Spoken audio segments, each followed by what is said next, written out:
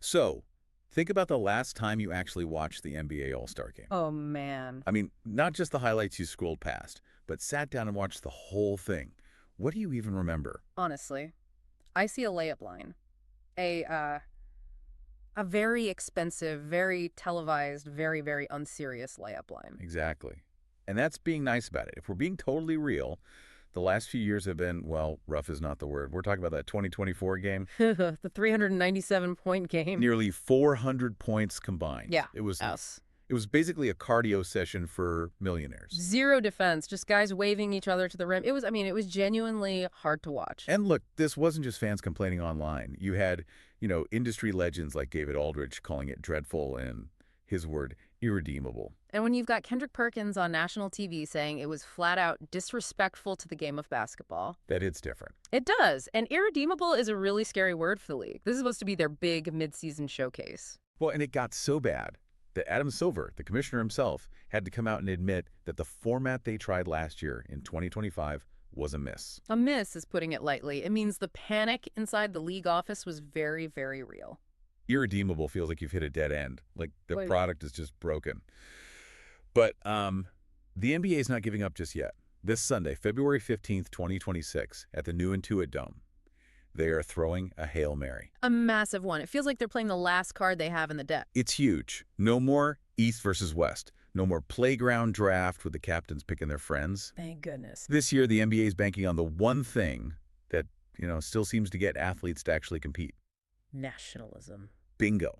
It is USA versus the world. So welcome to the Deep Dive. Today we're unpacking this whole radical experiment. We've got roster breakdowns, some frankly confusing new rules, and some really telling quotes to try and figure this out. Can slapping a flag on a jersey actually save the All-Star game? It's the 75th anniversary game, and for the first time in a while, the stakes feel, well, they feel high for the league itself. If this doesn't work, I'm not sure what they do next. So let's start with the why. Because the timing here, Yeah, this is not an accident, right? not at all. If you look around at what else is on TV, what else is happening in the sports world right now, Yeah, we are smack in the middle of the Milan Cortina Winter Olympics. which, on the surface feels like a weird move. Normally you'd want to avoid competing with the Olympics for eyeballs. But they're leaning into it. They're trying to draft off that same energy. What do you mean? Well, think about it. Everyone is already in that kind of tribal go Team USA or go Canada or whatever mindset. We've seen this model work so well in other sports. Like the Ryder Cup in golf. Exactly. The Ryder Cup is arguably more intense than any of the majors. And the NHL, they've had huge success with their Four Nations face-off. It all comes down to national pride. That's a great point. You can pay these guys millions, you can give them MVP trophies, but that clearly wasn't making them play defense in an exhibition. The theory here is you might not dive on the floor for a paycheck, but you might do it for your country. It's weaponizing pride. That's what it is. Adam Silver is betting that nobody wants to be the guy who got embarrassed on national TV while wearing their country's flag. So to do this, they didn't just change the team names. They completely blew up the format. Yeah. And I have to admit, it took me a couple of reads to fully get my head around it. Yeah, it's not a basketball game anymore. What is it? Think of it more like a mini tournament, a round robin, and there are 3 teams involved. 3. 3. Yeah. Because the U.S. talent pool is still so deep, they couldn't just have one American team without leaving out some massive, massive stars. Okay. So you have 2 U.S. squads. They're called USA Stars and USA Stripes. And then you have 1 world team. USA Stars, USA Stripes, the world. Got it. And Yeah. they're not playing a normal game. No, they're playing 4 games. But each game is only 12 minutes long. It's a sprint. So there's no pacing yourself. There's no coasting until the fourth quarter. You have to go hard from the jump. That's the idea. So here's how it works. Game 1 is USA Stars versus the world. Then Game 2 is USA Stripes against the winner of that first game. Ah, okay. So there's an immediate reward. If you win, you stay on the court. Right. Then Game 3 is USA Stripes against the loser of Game 1. I see. So everyone plays everyone once. Pretty much. And after those 3 mini-games, they look at the records, and the top 2 teams go on to play in Game 4, which is the championship. Okay, but here's my question. With only 3 games, a tie seems almost inevitable. What happens if everybody goes 1-1? This is the absolute key to the whole thing. The tiebreaker is point differential. Ooh. Okay, so running up the score? Mm-hmm. it actually matter? It's everything. Every single possession matters. Wow, In the old okay. format, if you're up by 20, you'd start goofing around throwing lobs from half court. In this format, if you're up by 20, you need to push it to 25. And if you're losing, you can't just quit. Losing by 5 is way, way better than losing by 15. That actually incentivizes Yeah. defense. You have to get stops to protect your differential. It completely changes the math of so-called garbage time. Theoretically, yeah. There is no garbage time in a 12-minute sprint where math decides if you get to play for the title. Interesting.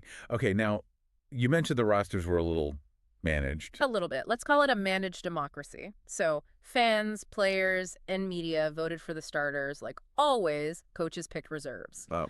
But because they had to create 3 teams, the numbers didn't quite work out perfectly.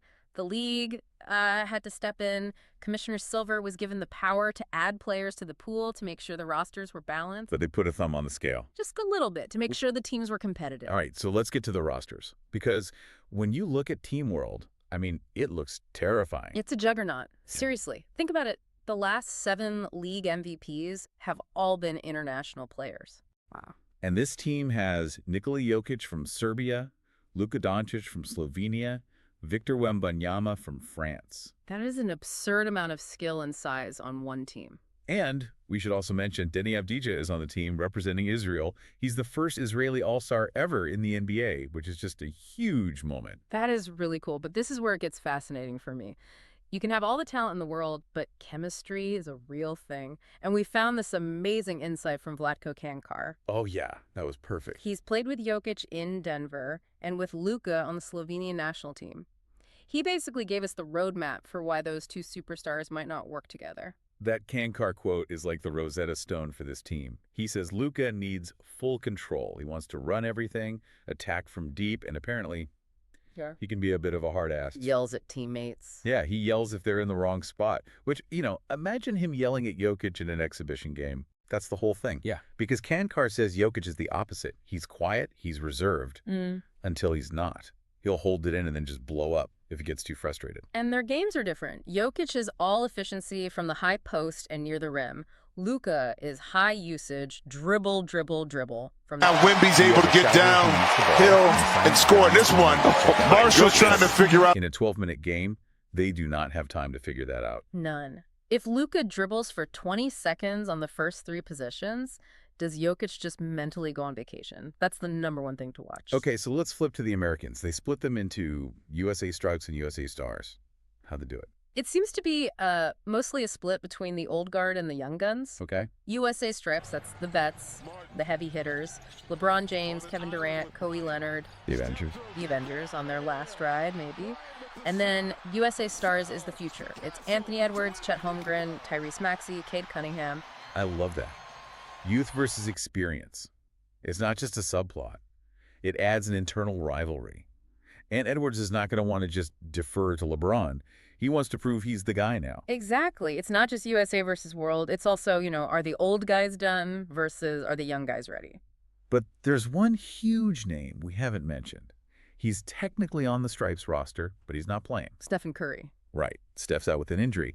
But even with him sitting on the bench, you can't talk about this game without talking about the Curry effect. It's just baked into the DNA of the modern game. It's how all these guys play. Because of Steph, the three-point line basically became the new paint. The new area of attack. Right. It's that concept of gravity. He created this style where you have to guard guys 35 feet from the hoop. Even without him on the floor, players like Maxey or Luka on the other side, they play a game that Steph invented. It's his world. They're just shooting in it. Pretty much.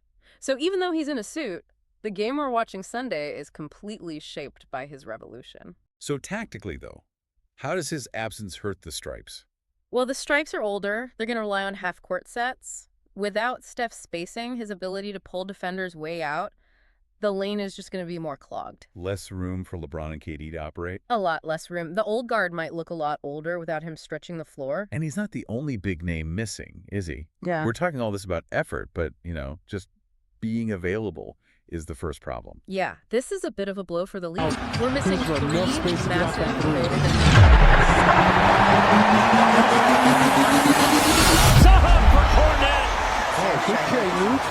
also for Team World. That's huge. No Giannis means no transition terror. No SGA means no relentless driver. That really hurts their depth. It does. Their replacements are Alperen Sengun, De'Aaron Fox, and Brandon Ingram. All great players. Absolutely. But you're trading, MVP level guys for all-star level guys. It definitely narrows the gap between the teams. So we have the rosters. We have the format. Now the big question, are they actually going to try? Or is this going to be another layup line? This is the multi-million-dollar question. And what's interesting is the players themselves seem openly split on it. Let's start with Victor Wembanyama. What's his vibe? He's just wired differently. He's quoted as saying, "I'm never stepping onto the court to lose. Might as well win." I love that. So simple. And you have to remember, last year was his first All-Star weekend, and you could see he was frustrated. He was looking around like, what are we doing? Why are we just letting them score?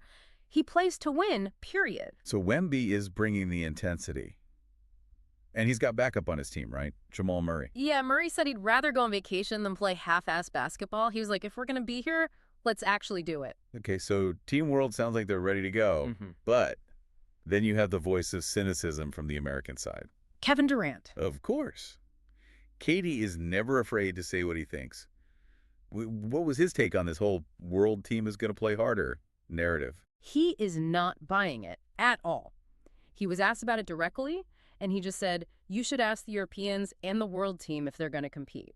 Ooh, shots fired. And his point is actually a good one. He said, look at Luka and Jokic in past All-Star games. They're usually the ones goofing off the most. That's true. They're walking up the court, throwing no-look passes to the third row. Exactly. So KD's argument is, why is all the pressure on the Americans? The international guys have been just as lazy in this setting. That is a really, really good point.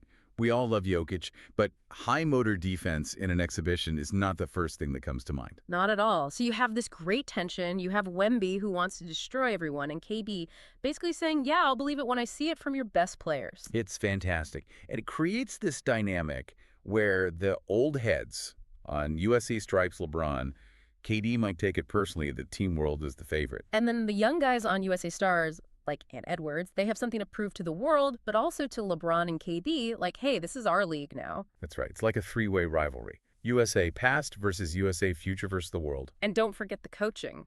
In a 12-minute game, coaching actually matters. How? I mean, usually the coach just sits down. But here, with point differential on the line, every possession counts. If a superstar isn't getting back on defense, does he actually bench him? Whoa. In a normal All-Star game, no way. But here, where the math matters, maybe. That would be the moment. If a coach yanks a superstar for not trying, that's when we'll know this is for real. That is the signal to look for. So Sunday, 5 p.m. Eastern, we're basically watching a science experiment unfold in real time. A nationalism-fueled science experiment, yeah. What's the one thing you are watching for in, say, the first 3 minutes? I'm watching the fouls. The fouls. Seriously, nobody wants to see free throws. I do, because a real foul means someone got beat and they actually tried to stop the other guy from scoring. It means they cared. If someone hits a hard, clean foul in the first few possessions, the tone is set. The tone is set. If we just see that Matador defense again, then we know this whole thing is a bust. And if it is a bust, I mean, this is kind of it for the All-Star game, as we know it, right? The NFL Pro Bowl is flag football now. Yeah. The NBA can't be far behind if this fails. It's on life support. And this USA versus world theme, it's the last best idea they have. Yeah. The world team is legitimately better on paper now. That should be enough to make the American guys try. You would hope so. If it's not. Well, that brings me to a final thought. Let's say Sunday happens and it's another dud. The world team rolls over them, or worse, it's just another no-defense track meet. Is the whole concept just dead? It might be time to listen to Jamal Murray's other idea. Which was what? He said he'd be down for a one-on-one tournament. Oh. Now that is interesting. Think about it. If you can't get them to play team defense, then just strip it all away. King of the court. You, me, one basket. There's no hiding. No hiding at all. If you get cooked, the entire world sees it was just you. Exactly. There's no blaming a late rotation. It's pure ego. Man, Wemby versus Chet, one-on-one. Ant Edwards versus Luka. The trash talk alone would be an all-timer. It would, but that's a conversation for Monday morning if this experiment goes south. Right. So That. now His we've shot got USA rejected by Stars, USA Edwards for the Stripes, the second world, time a here in round the robin first where half. point differential matters and pride is on the line. Yeah. I'm actually kind of excited. Me too.